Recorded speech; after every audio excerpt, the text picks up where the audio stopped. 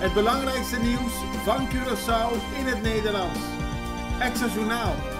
Vers van de pers.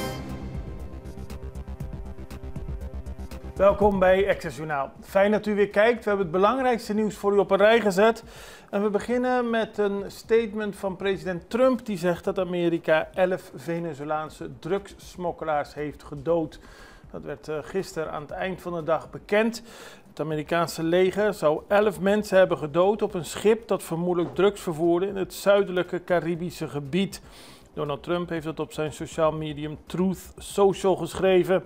De laatste tijd zijn de spanningen tussen Amerika en Venezuela opgelopen. En volgens Trump zouden er leden van de narcoterroristische bende Tren de Aragua zijn opgeblazen.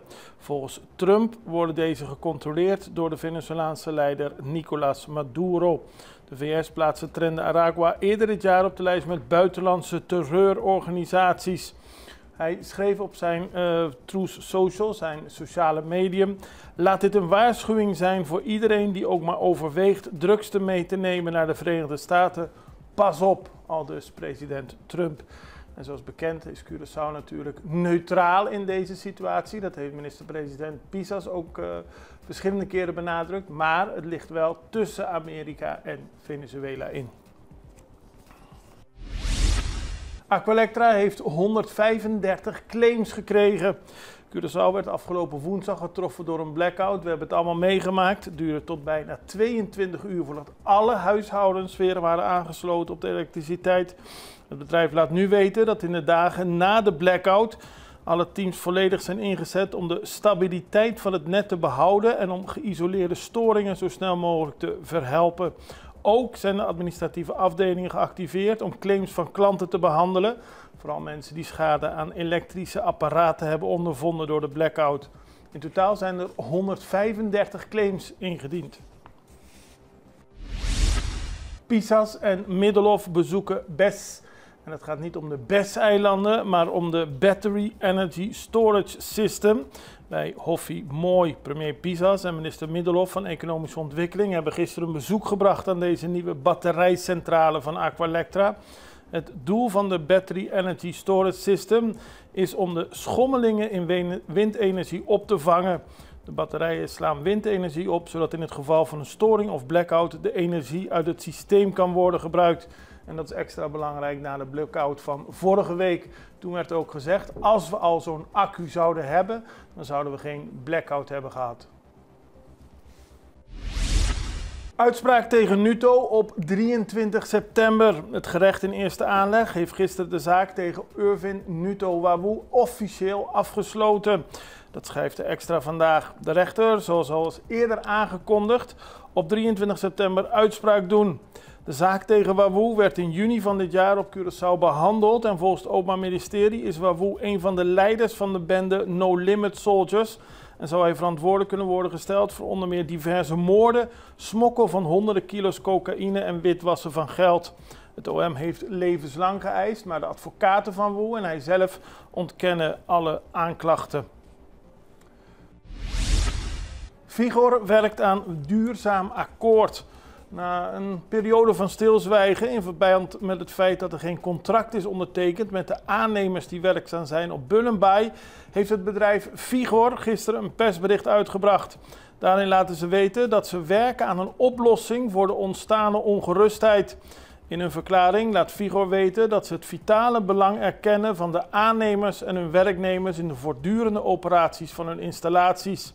Vigor waardeert hun inzet, ervaring en bijdrage aan de geboekte successen ten zeerste en probeert zo snel mogelijk contracten met de aannemers te kunnen sluiten. Politie moet rekening houden met ondernemers, dat zegt Isahir Monte, parlementariër voor de MFK. Hij gaat in op de situatie dat er vaak politiecontrole en afzettingen zijn in Salinha, vooral in het weekend en 's avonds. En daardoor zijn er problemen met de ondernemers. Dan moeten we onder meer denken aan discotheken en truckie-pangs. Volgens Isahir Monte moet er meer rekening mee worden gehouden met de belangen van de ondernemers. En niet dat zij worden afgesloten en mensen niet meer hun spullen bij hun kunnen kopen. Er moet rekening mee worden gehouden dat zij werknemers hebben en belasting betalen en zo bijdragen aan de staatskas, aldus Monte. En regering Aruba schendt afspraken, dat zegt de voormalige minister-president Evelien Wever-Kroes. Zij is momenteel fractieleider van de MET in de Staten van Aruba en ze verwijt de huidige regering dat zij het parlement volledig buitensluit bij de totstandkoming van de nieuwe Rijkswet voor het Hof van Aruba, Curaçao en Sint Maarten. In een brief aan de Statenvoorzitter noemt Wever-Kroes dit een grove miskenning van de rol en positie van de Staten als hoogste orgaan van ons land. We gaan even naar een break, we zijn zo bij u terug. Extra in Nederland. Van Amsterdam tot Arnhem, van Groningen tot Maastricht, Extra is erbij. Volg Extra Digitaal en blijf op de hoogte van de belangrijkste ontwikkelingen in Nederland. Extra Digitaal is te zien op verschillende platforms en kanalen zoals WhatsApp, YouTube, Facebook, Instagram en ook TikTok.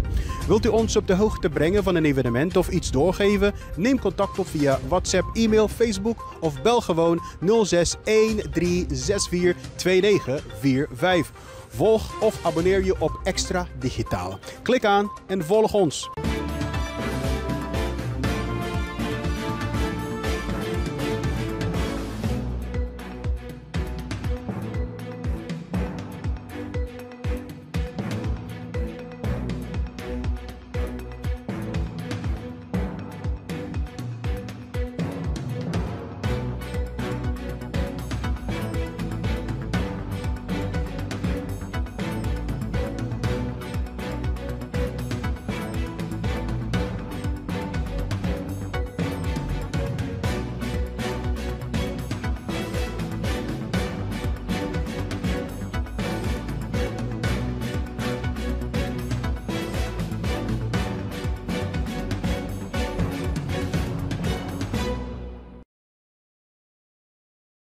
We beginnen op Bonaire, want het College Financieel Toezicht heeft kritiek op het bestuurscollege. Ze hebben stevige kritiek geuit op de tweede uitvoeringsrapportage en de eerste ontwerpbegrotingswijziging van het openbaar lichaam Bonaire. Hoewel het CFT verwacht dat Bonaire dit jaar formeel met een sluitende begroting afsluiten, plaatst het college vraagtekens bij de realiteitswaarde daarvan. Zo zijn er allemaal vraagtekens over zaken die in de begroting staan gesteld en daardoor is de haalbaarheid van de begroting twijfelachtig, aldus het CFT. Het CFT adviseert Bonaire om in de komende begrotingswijziging helder toe te lichten hoe de uitvoering realistisch kan worden gemaakt. En op zaterdag 13 september vindt de allereerste Poetry Jukebox op Curaçao plaats. Wat is dat? Nou, het is te vergelijken met een normale jukebox waarbij je een nummer kunt kiezen. Bij de Poetry Jukebox kun je een thema kiezen. Het kind kiest een kaartje met een thema dat aan de host wordt gegeven en deze voert deze in de jukebox. Vervolgens verschijnt er een jonge dichter die speciaal voor dat thema een gedicht voordraagt.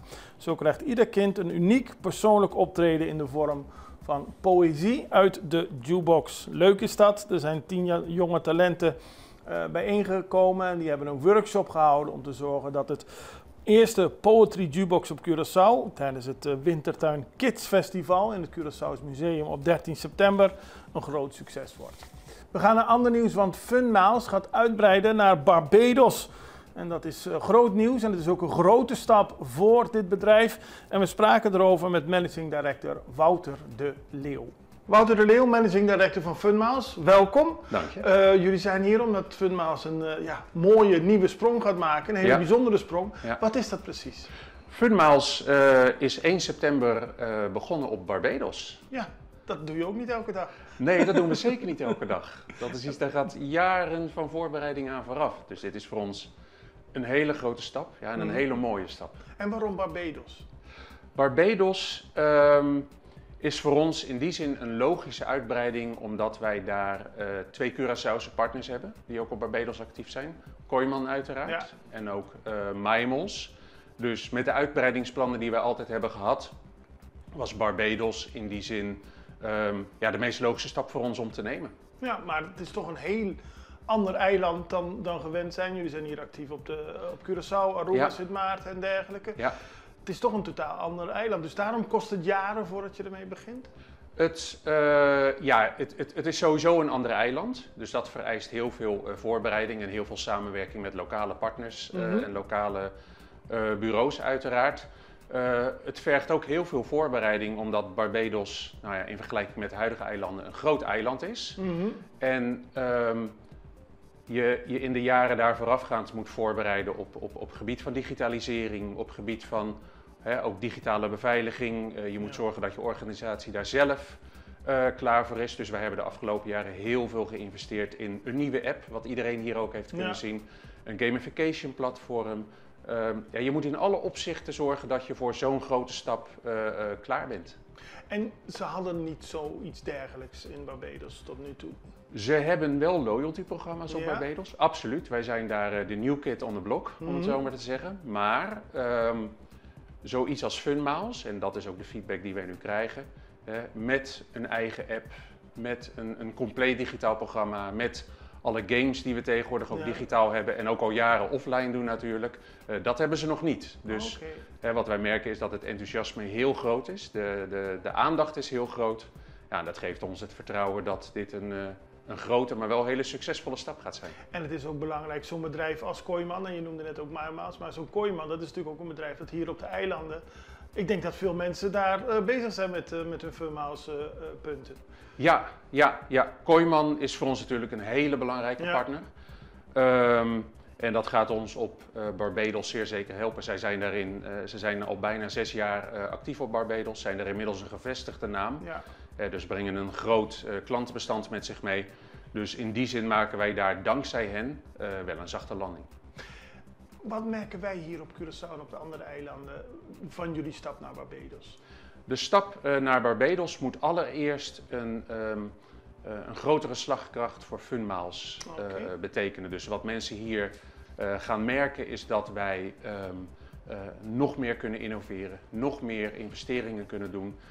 Wat mensen al gemerkt hebben is dat we natuurlijk de afgelopen jaren al met die stappen zijn bezig geweest. En daar wordt op deze eilanden al van geprofiteerd. En dat gaan we nu ook naar Barbados brengen.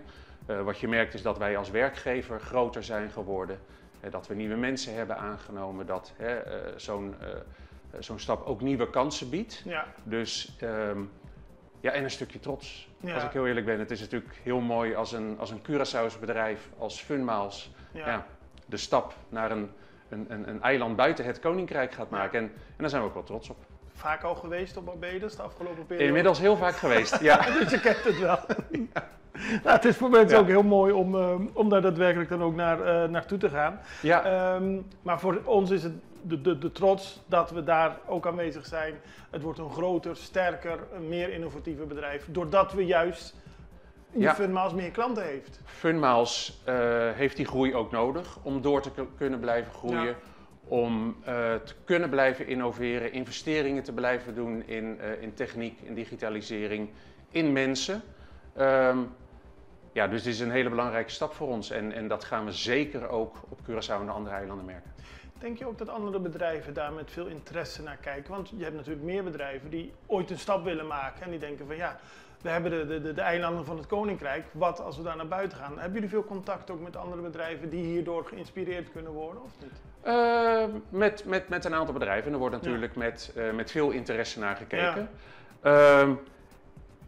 Als bedrijven zo'n stap overwegen, dan zijn ze van harte welkom om een keer te komen praten en om ervaringen uit te wisselen. Ik kan het iedereen aanbevelen. Kijk, het is een ander eiland, het is een andere wereld, maar het is wel Caribisch. Het is wel het soort economie en het soort omgeving die wij gewend zijn. Het is heel anders dan dat je naar vasteland Europa of de Verenigde Staten of Zuid-Amerika zou gaan. Dit is in die zin dicht genoeg bij huis om het te doen. Goed zo. En we zijn niet de eerste en ik hoop ook zeker dat we niet de laatste zijn.